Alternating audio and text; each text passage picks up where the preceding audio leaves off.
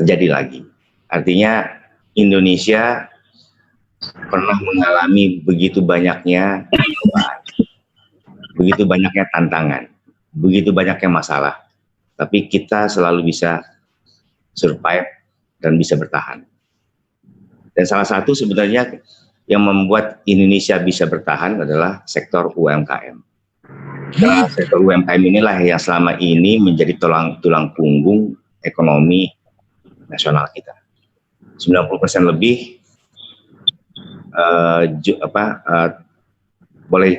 boleh dikatakan 93% barangkali ya, kurang lebih. Itu pengusaha yang berbasis UMKM di Indonesia. Kemudian juga mereka bisa menyumbang lebih dari 50% pendapatan pendapatan negara. Artinya begitu banyak peran UMKM sebenarnya. Di sini juga barangkali kita harus bisa mengambil peran bagaimana supaya UMKM kita ini bisa memiliki daya saing dan bisa memberikan kontribusi yang lebih. Saya pernah juga menulis di sebuah opini bahwa dunia ini akan mengalami tatanan dunia baru atau the world new order apabila pandemik ini belum juga selesai sampai 3 atau 4 bulan ke depan.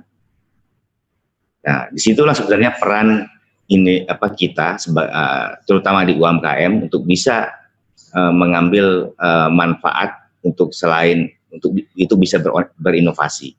Jadi sebenarnya kita saat ini kalau saya ditanya misalnya kira-kira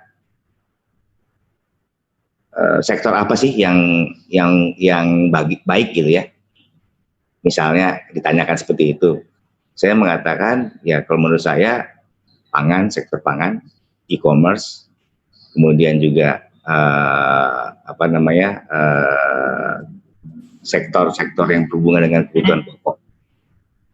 Jadi saat ini hampir semua industri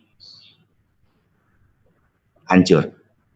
Tapi kita lihat ada sektor yang masih tetap bertahan seperti sektor kesehatan, kemudian pangan, gitu ya. Kemudian e-commerce, karena semua orang sekarang menggunakan online ya, gitu.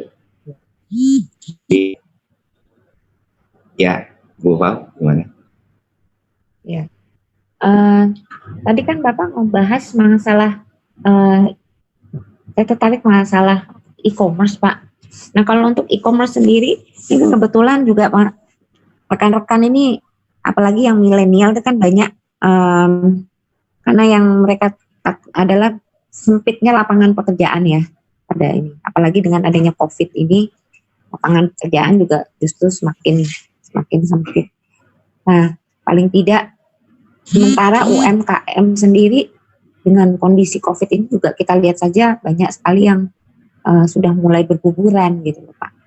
Nah, mungkin apa tindakan seharusnya yang bisa dilakukan dan untuk menghadapi ini Pak? Artinya ya mungkin baik itu dari tingkat dari pemerintahnya sendiri yang memberikan stimulan, tapi bagi si owner sendiri, misalnya katakanlah Bapak lah gitu sebagai pengusaha ya Pak ya. Walaupun saya yakin tidak untuk sektornya, tapi kalau secara umum lah Pak, untuk menghadapi kondisi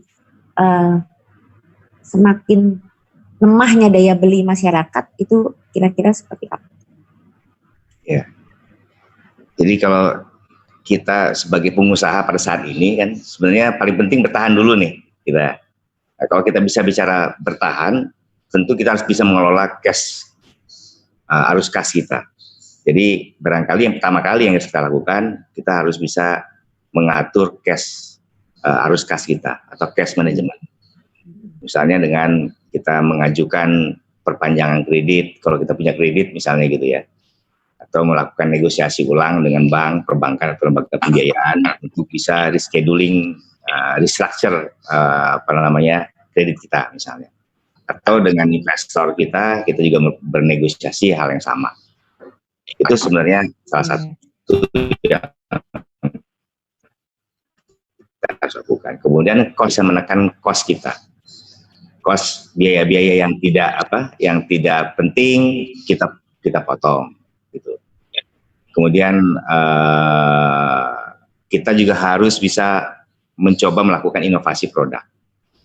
Karena innovation adalah salah satu kunci untuk bisa memiliki daya saing. Dan saya ingin mungkin sekilas yang ingin sampaikan, barangkali teman-teman masih ingat bahwa kebutuhan manusia itu ada 3. Satu adalah kebutuhan primer. Kalau masih ingat ya. Kemudian ada kebutuhan sekunder, ada kebutuhan tersier. Dari zaman dulu sampai sekarang itu tidak berubah. Seolah-olah gini, kebutuhan primer itu adalah sandang, papan, pangan. Kemudian kebutuhan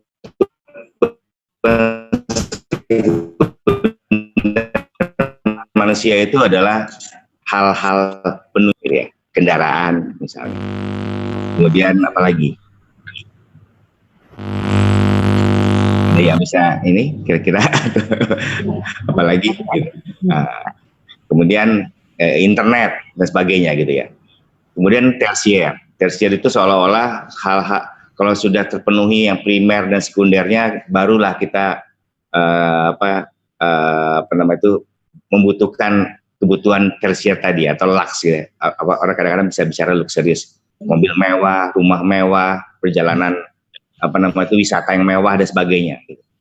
Tapi sebenarnya di dalam perkembangannya itu terjadi shifting sebenarnya, shifting, dimana yang dulunya kebutuhan kita anggap kebutuhan sekunder atau tersier itu sudah beralih menjadi kebutuhan primer. Salah satu contoh nih, ini menurut pendapat pribadi saya ya. Coba kita tanyakan aja kepada anak-anak mahasiswa. Hari ini ada nggak yang rela ketinggalan handphonenya dibandingkan ketinggalan dompetnya? Pasti jawabannya tidak. Dia lebih baik ketinggalan dompet dibandingkan ketinggalan handphonenya. Artinya apa? Handphone sudah merupakan kebutuhan utama bagi manusia. Ini adalah shifting tadi yang saya bilang kan, ada perubahan pola pola konsumsi dan pola masyarakat dalam memandang kebutuhannya dia gitu. Kemudian kalau kita tanyakan juga pada mahasiswa, saya kasih uang 100.000, lebih baik uangnya ini digunakan untuk apa? Untuk makan, untuk beli bakso, atau beli pulsa? Pulsa. Jawabannya pasti ke situ. Sehingga akhirnya itu yang membuat ada perubahan pola konsumsi sebenarnya, shifting behavior, consumption behavior gitu. Dan ini sebenarnya yang harus dianalisa oleh para pengusaha bahwa itu adalah peluang. Jadi yang namanya kebutuhan primer itu saat ini bukan hanya sembako, bukan hanya kebutuhan pangan gitu ya, atau pakan. Malah kalau saya sampai guyon kepada teman-teman, papan itu bukan lagi kebutuhan pokok.